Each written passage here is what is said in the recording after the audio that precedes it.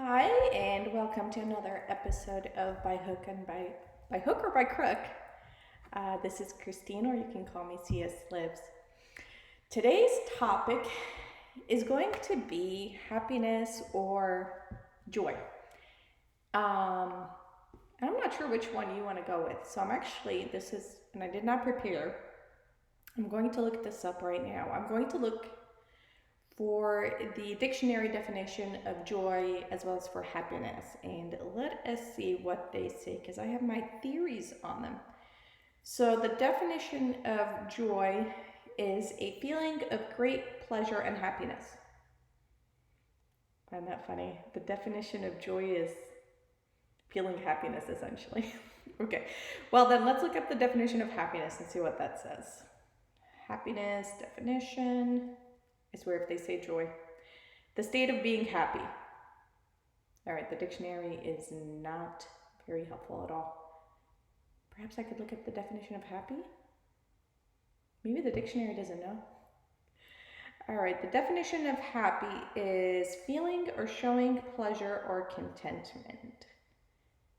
Having a sense of confidence in or satisfaction with a person, arrangement, or situation. Okay, so the dictionary has no idea essentially what it means to be happy, to have happiness, joy, because we're going in circles here. And I'm actually glad that we went in circles, because it kind of gets to the point of what I am wanting to say, which perhaps these are the circles that I run in. I have a lot of faith, so I do run in a lot of Christian circles, whether that be in my day-to-day life, church, or whether it's online communities. Feeling a little old here. I mainly use Facebook, so I don't know what all of the younger people are using, but I mainly use Facebook, and so I'm in a lot of Christian communities on Facebook as well. And I think I briefly alluded to this in the first time that we spoke, is that there seems to be some sort of debate in some of those circles that I run in, between the definition of joy versus happiness. One being in the circles that I run in, and this may not be the circles you run in, which is why I keep saying that. One of them being that it comes from God and it's sort of permanent, and the other is fleeting pleasures from the world. And I actually disagree with all of that. Well, I don't disagree with all of it. Let me backtrack. I disagree with that there is even a difference, because much like the dictionary, we're going to go in circles here. When we try to differentiate between joy and happiness, the layperson has no idea what's the difference between joy and happiness. I have no idea what's the difference, and I think really there isn't a difference. I think we're all trying to say the same thing, but some people are trying to essentially insinuate that you can get those feel-good emotions, whatever you want to call them, from God, and some want to say that the other emotions that will deceive you into feeling joyful or happy temporarily will be from the world. Be that as it may, I think all of that is pointless. I think there is actually nothing to joy or happiness, and I'm going to use happiness here just because I think it's maybe more of a more popular term, so it may resonate with people more. I don't think there is a thing to happiness like where you attain it and it's permanent, whatever the source of it is, whether it is God, whether it's fleeting pleasures from the world, money, vacations, whatever the case may be. I don't think there's anything that gives you happiness in the sense of it's essentially permanent.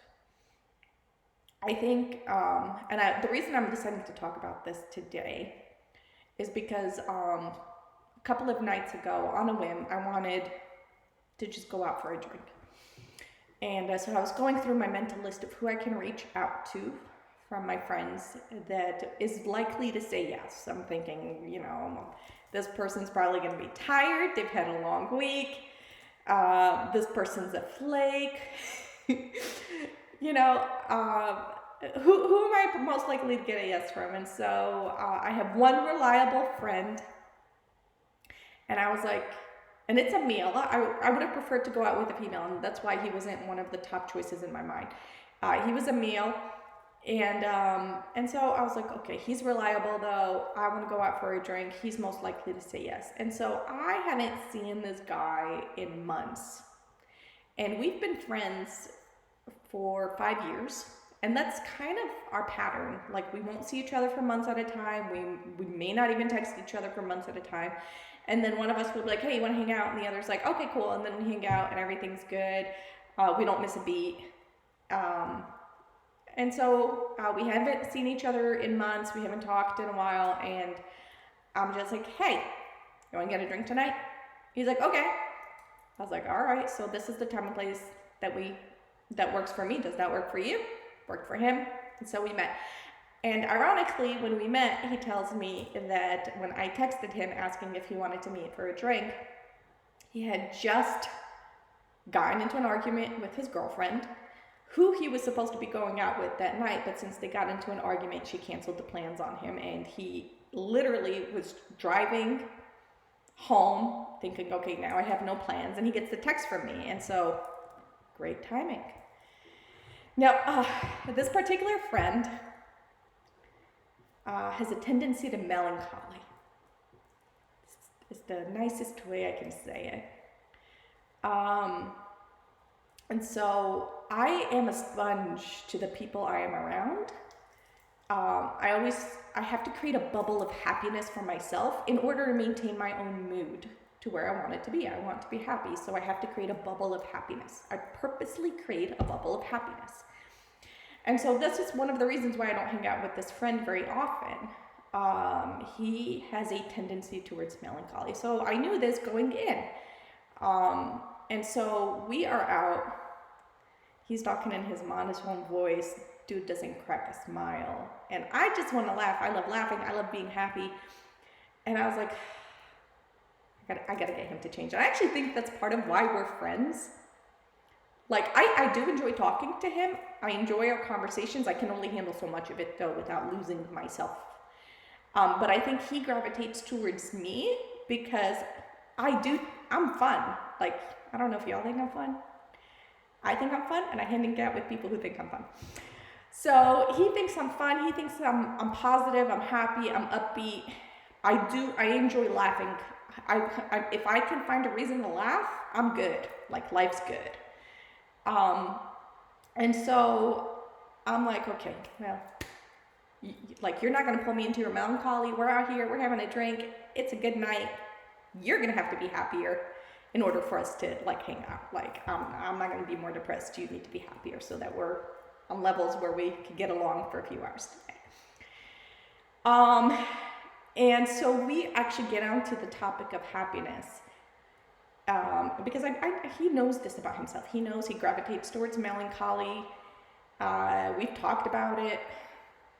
And so we bring it up again that night. And I was like, so your job is to smile. Okay, like that is all I'm asking of you tonight. Like, you just need to smile. And he smiled when I said that, so goal attained. But I was like, that's all you need to do. Like, you just literally just create moments where you smile. And that is all that happiness is you put in effort over and over and over again to find ways to be happy. And I was like, the perfect example is tonight. Like, I'm sitting at home thinking to myself, what I need to increase my level of happiness is to be out around people, right? I want to go out, I want to have a drink, let loose a little bit, and that's going to increase my happiness. Now, some people are thinking this subconsciously. They're making that decision to go out, have fun, whatever you want to call it. You're increasing your happiness. They're thinking that subconsciously. I'm just doing it consciously. I'm just consciously making decisions over and over, and at that particular moment in time, it was a decision to go out for a drink with a friend. I make decisions over and over to create moments of happiness. And when you've created enough of these moments in your day, you end the day going, this was a good day. And when you've created enough of these days, you end the week thinking it's been a good week. and enough weeks turn into enough months of happiness, and enough months into years, and so on, and eventually you just get to a point where you're like, I'm a happy person. But you're not a happy person because of external circumstances. You are a happy person because you have made the choice over and over and over to create moments of happiness. That's all it is. There was a period of time where I had to deal with depression badly. And at the time, I've got a young daughter, and I wanted to make sure that I could teach her something from my experiences. I wanted her, like, I didn't want my negative experience, my depression, to just be like, oh, I grew up with a mother who had depression. No, I wanted to be able to learn something so that she has a better life than me, including from depression. I mean, everybody wants their kids to have a better life than them, but I believe very much in Romans 8:28, all things work for the good for those who love God.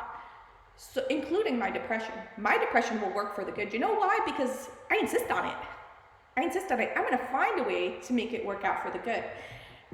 Whether that's me talking to you guys about it, or whether that's the things that I learn and that I instill in my daughter. And so at the time, the best that I could offer my daughter while I was like battling this still was that we're going on a daily basis to do something that makes us happy.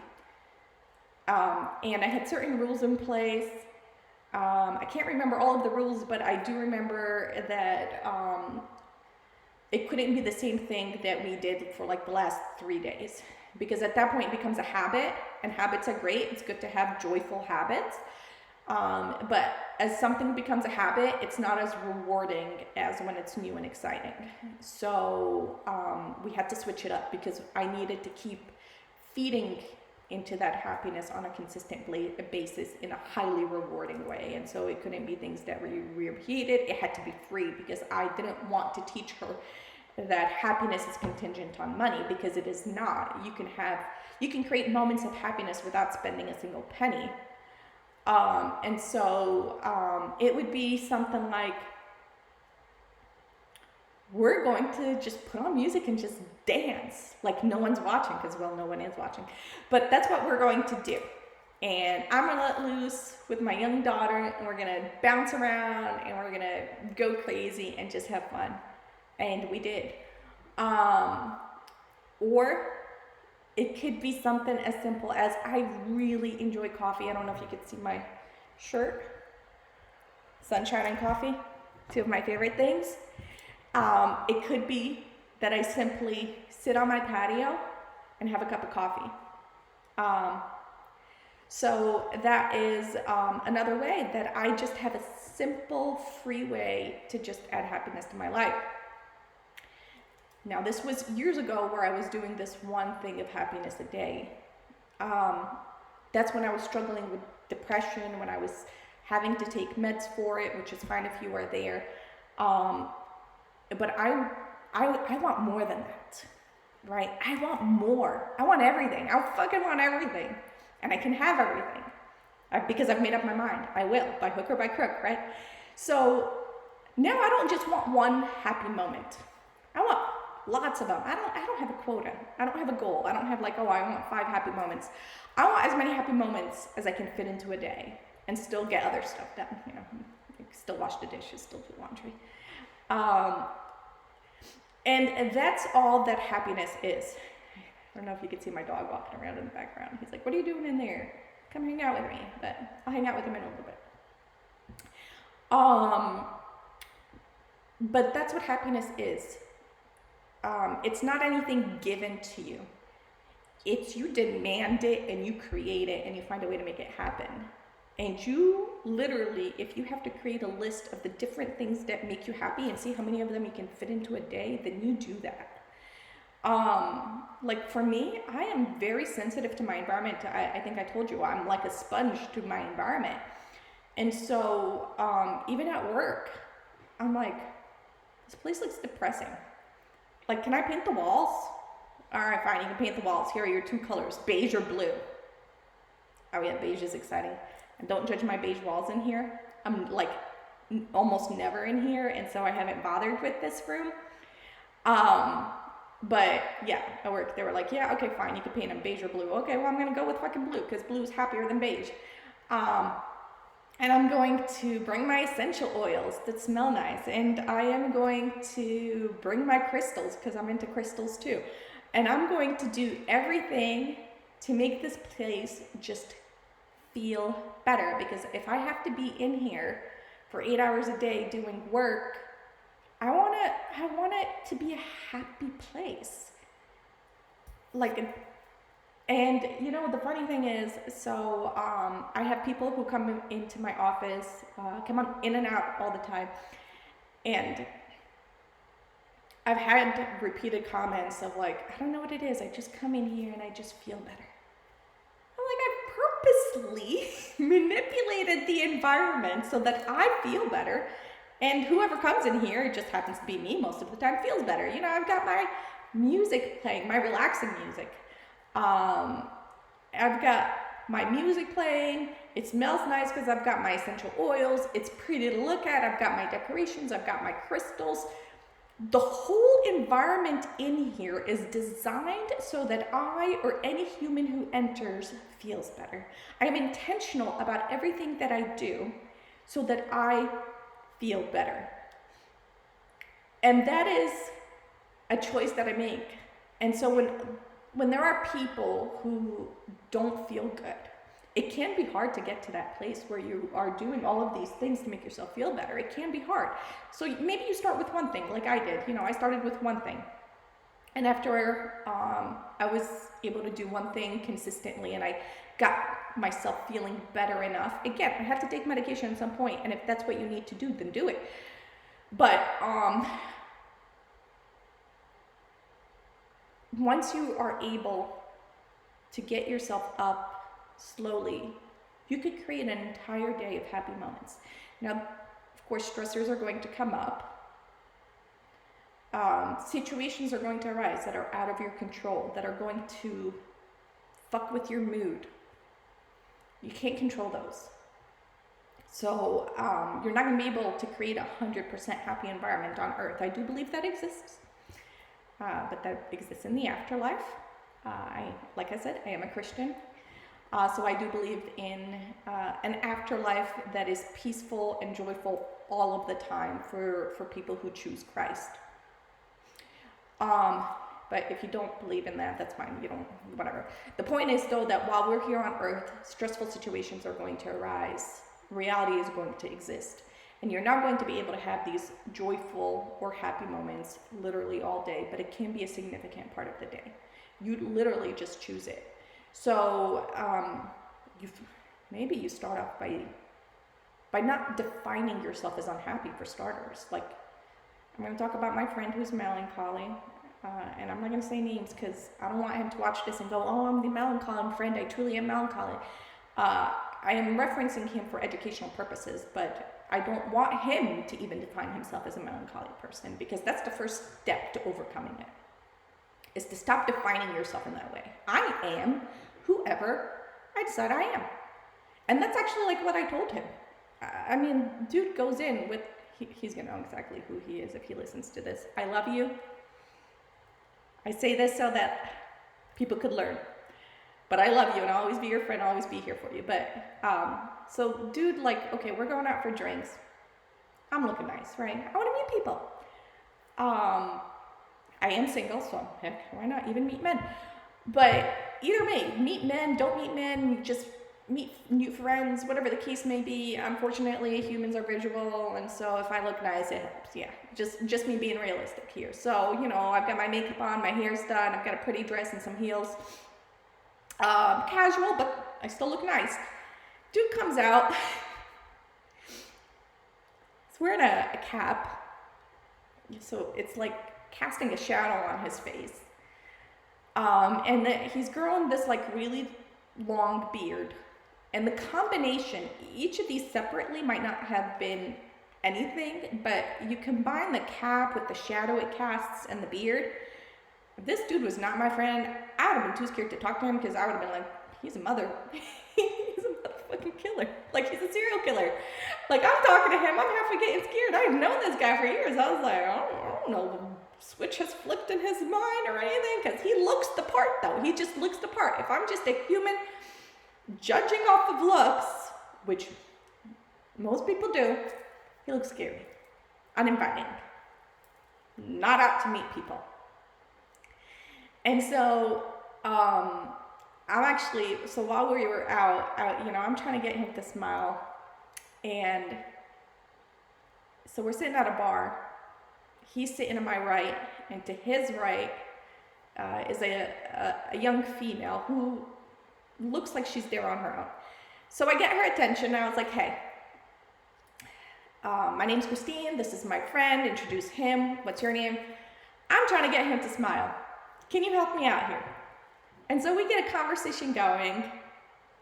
And when she goes to the bathroom, I'm like, you see how easy it is to talk to people? And he's like, yeah, it is for you. Look, you see how you look? It's easy for you to talk to people. I put an effort to look like this. It's not like I crawled out of my mother's womb with my hair done and makeup on. Like, and neither did you crawl out of your mother's womb with this cap and beard and this like motherfucking serial killer look. Like, we each made choices how we were going to look today. And you made the choice to look uninviting and scary and to not smile. I mean, just apart from the physical appearance that you have chosen, and I'm not talking about like the way he was born, his like physical features. I'm talking about the choices he has made with the cap and the no smiling and all of that. And it's like, we each make choices. I have chosen that I'm going to try to feel better, and honestly, by looking better, I feel better. You take a nice bath, you put on your lotions. If you women are out there, you probably understand where I'm coming from. I don't know about you guys, what you do to feel better, but for you women out there, you take a nice shower, maybe you exfoliate. You put on your lotions, your scented lotions, they smell nice. You get your hair done, you put your makeup on, spritz on some perfume, put on a pretty dress. You already feel 10 times better than if you had just been sitting around in sweatpants all day and you're sweaty and you feel like sticky and, ugh, no, not into that. Like, yeah, it's human to feel that way. We all sweat, but it really just makes me feel disgusting. I'm like, I just need to shower and just feel better. And so, anyways, the point is, happiness is a choice. And like I was telling my friend, the way you present yourself to the world, and let's just be fucking real here, the world is going to judge you off of how you look. At least initially. As they get to know you, that may change, but initially, people are going to make judgments based off of how you look. And I'm not talking about, somebody's naturally pretty or naturally handsome. I'm talking about the choices you make and how you present yourself. And you don't need to have a lot of money and spend a lot of money on clothing or whatever. You just need to look nice and clean and neat. Like, be clean and neat. And, like, friendly. Clean, neat, friendly. There you go. There's the recipe for, like, how to just be inviting to people. And, that is all a choice. And so you can't make choices where you don't feel good about the way you look, which he doesn't. He doesn't feel good about the way he looks. And like, okay, we'll change it. It's really quite that simple. You go, I'm going to change my shirt. Or I'm going to remove the cap. Or I'm going to smile.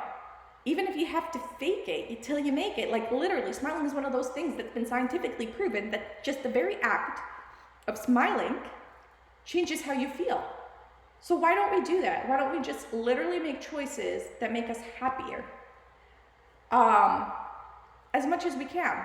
And again, there are people who are deep into depression and they are struggling to get off the couch, and they may not be able to do a whole lot. They may not have the energy to make those choices to be happier. Get the help that you need to get and still put in the effort as much as you can for whatever, even if it's just one moment of happiness. Because today or this week or this month even, it may be one moment of happiness, but you build your way up. Maybe next month it's 2 moments. Maybe next year it's 5 moments. You build yourself up for whatever you can do. And these are arbitrary numbers. These are not actual goals that I'm setting for anybody. You just do your best. I had the one episode about being honest with yourself. You just be honest with yourself. What can you actually do today? And if you can do more than that, then do it, because the only person benefiting from it, from you putting in the effort to purposely create moments of happiness, is you. You are the one benefiting. And it's well worth it, because it is literally your happiness that we are talking about. There is no point in existing if we cannot have an existence of happiness. Like, to me, it's mind-boggling. Like, no, I don't exist to perform certain tasks, get a paycheck for it, use the paycheck to pay the bills so that I could exist to perform the tasks and get the paycheck, and the cycle goes on. No, I was created to enjoy life, because I made up my mind that that's what I was created for. I was created to enjoy life, and I will enjoy life. By hook or by crook, I will fucking enjoy life. And I don't have to care if it means I have to go a little bit insane in order to truly make that happen. If I have to be insane in order to be happy, then adios sanity. It's not for me. I want to be insane. I am literally demanding that I have a life of happiness. And it is, and you know something? I am never going to be happy unless I have that determination to make it happen. Because life is so full of fucked up shit. People who backstab you, bills that show up out of nowhere, death, illness, just, there's so much fucked up shit. Unless you make up your mind that one way or another, you're gonna be happy. Trust me, you're gonna be unhappy. It's so much easier to fall into that chaos of unhappiness. You just make up your mind, you insist on it, you purposely create moments of happiness, you figure out every little thing that makes you happy, and you fucking do it. It is your life that depends on it. It is your very existence that depends on it. Do you just want an existence where you work, where one day passes another? If you're okay with that, then that's fine. I am not. I want an existence where I literally enjoy every moment, or as many moments as I can, keeping in mind that those shitty things happen in the other moments. But every moment that I can purposely create happiness, I am gonna fucking do it. Because I deserve that. Because there is no point in me existing unless that's what I have. And I talked a little bit about in the first episode that I dabbled with the idea at one point of I don't want to be alive. I was that depressed. I don't want to be alive. And the only reason I chose life was my daughter, because she deserved to have a mother. All right, you know what? I'm cornered. I'm stuck being alive because my daughter deserves it. My daughter deserves it. Here I am. I'm stuck being alive. Well, you know what? Fuck it. I'm going to be happy then. If I'm going to be alive, I'm going to be happy. And that means that every day I'm going to be honest with myself about the things that make me happy. What does Christine want? Ooh, one of my favorite questions. What does Christine want? I never used to ask that. I used to always be about, I want to treat people fairly. I want to do the right thing. I want to this and that. No, I'm not talking about being selfish, because I don't think I will ever be able to truly be selfish. I'm talking about, I had people whispering in my ear, you should handle this situation that way. And because I wasn't confident in who I am, and I didn't even know myself to even be confident in who I am, I was taking their advice about how to handle situations. And I was doing things that didn't feel good to me. I didn't feel good about what I was doing. I didn't feel good about myself. And then the situation wouldn't even work out well because I was trying to handle it as someone that I'm not. So I wasn't going in full throttle. I actually think there is no right solution to any one problem. I think there's 100 solutions. The point is, whichever solution you choose, you need to go all in. You can't half-ass it. You can't just be 50% in, because you're going to fail if you are. The point is just be fucking who you are and choose whatever solution and go at it full throttle. And once I started asking myself, what does Christine want? Things started working out. Because I was able to do the things that I believed in, that I truly wanted, and I was able to go full throttle. And when I'm able to do that, I'm doing amazing things. And that's the energy that you need to bring to your life, your very existence, your life, your happiness. It is to me, it is non-negotiable. My happiness is non-negotiable. What does Christine want? Ooh.